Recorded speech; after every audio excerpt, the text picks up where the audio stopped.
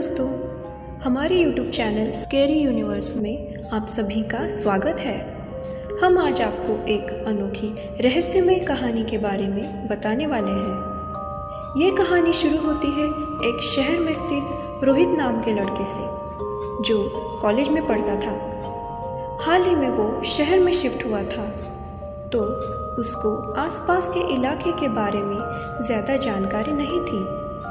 वो रोज़ कॉलेज जाता और शाम को घर लौट आता। एक दिन कॉलेज में उसके दोस्तों ने उसे एक रहस्यमय रास्ते के बारे में एक कहानी बताई। वैसे रोहित बहुत होशियार था और ऐसी अंधविश्वास भरी चीज़ों पर उसका ज़्यादा यकीन नहीं था, तो उसने उस बात पर ज़्यादा ध्यान नहीं दिया। उस दिन उसने मन ही मन सोचा कि क्यों न आज उस रास्ते से घर चला जाए।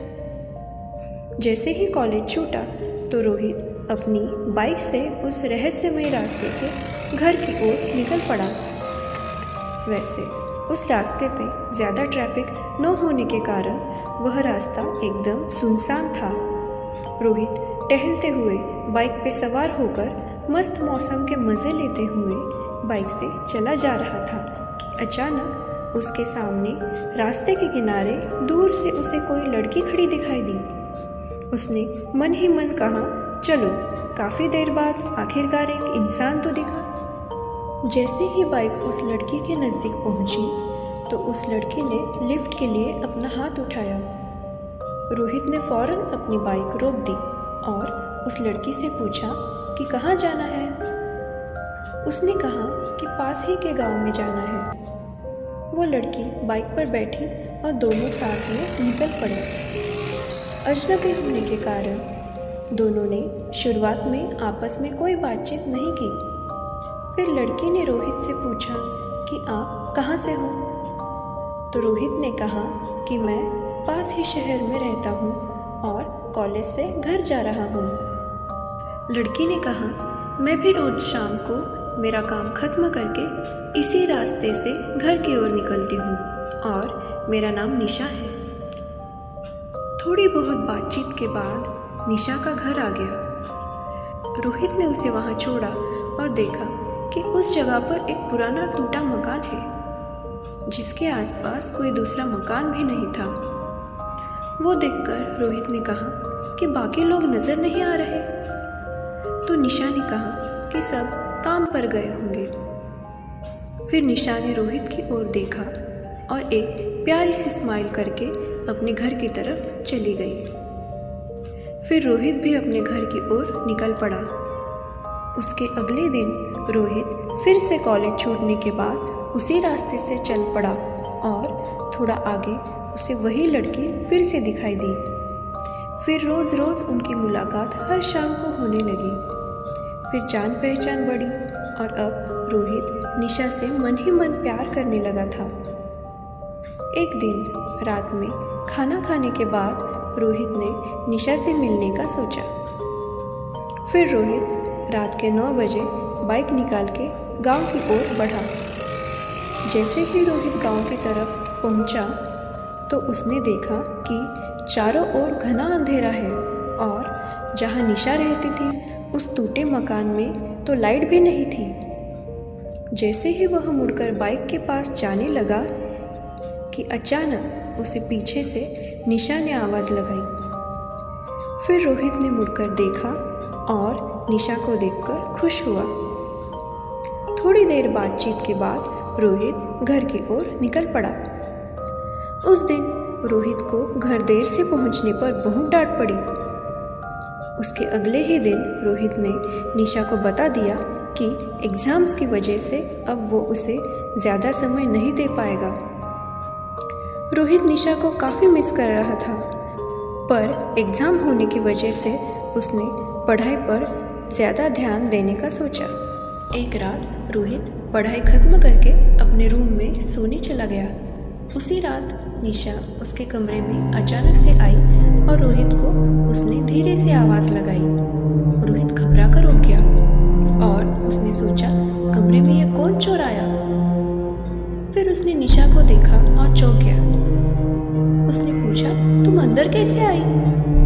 फिर निशा ने कहा कि तुम्हारी याद आ रही थी तो चली आई। रोहित भी बहुत खुश था तो उसने उससे ज़्यादा सवाल नहीं किए। रोहित के पापा को रोहित के कमरे में से गपशप की आवाज़ें सुनाई दी तो वह चेक करने के लिए गए। जैसे ही रोहित के पापा ने रोहित के कमरे का दरवाज़ा खोला तो वहाँ रोहित के अलावा और कोई नहीं था।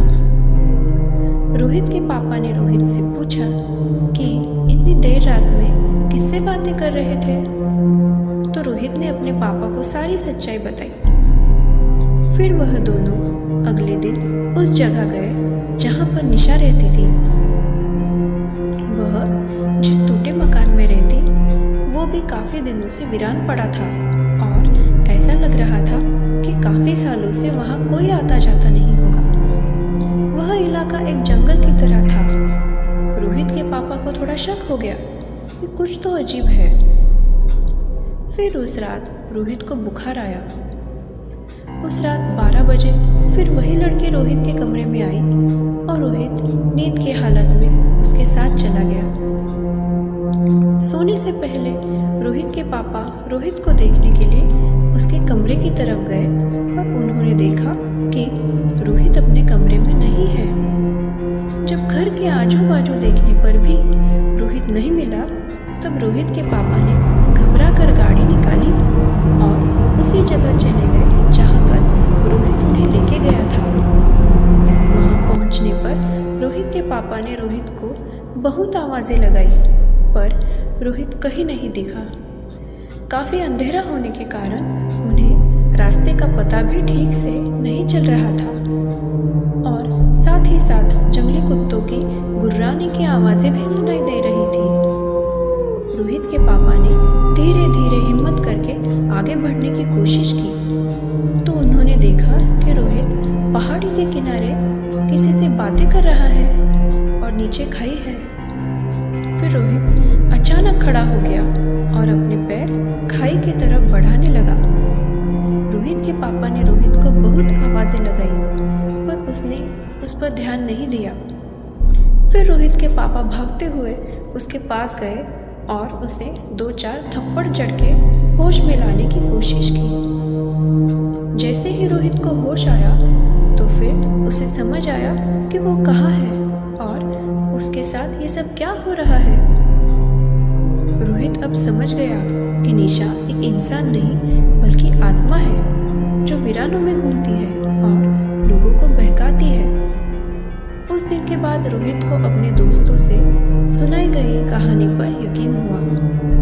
रोहित के दोस्तों ने उसे उस दिन बताया था कि कॉलेज से होते हुए एक रहस्यमय रास्ता शहर की ओर जाता है जहाँ से अक्सर कोई आता जाता नहीं है और उस रास्ते पर एक लड़की का भूत घूमता है जिसने काफ़ी सालों पहले नज़दीकी पहाड़ी से कूदकर खुदकुशी करके अपनी जान दी थी।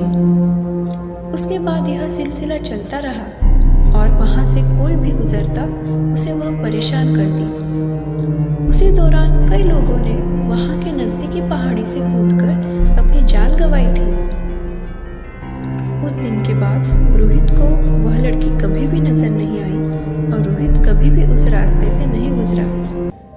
इस बात को आज 10 साल बीत चुके हैं, लेकिन जब भी रोहित को ये खौफनाक वाकया याद आता है तब उसके पसीने छूट जाते हैं। तो दोस्तों, कैसी लगी हमारी आज की रहस्यमय कहानी? कमेंट करके ज़रूर बताइए। Thank you for watching our videos. अगर हमारी वीडियो पसंद आई तो हमारे वीडियो को लाइक करें, शेयर करें और हमारे चैनल को सब्सक्राइब करना मत भूलना। तो फिर जल्द ही मिलते हैं हमारी अगली वीडियो में ऐसे ही एक अनोखी कहानी के साथ। तब तक के लिए बाय बाय। खुश रहिए, सेहतमंद रहिए।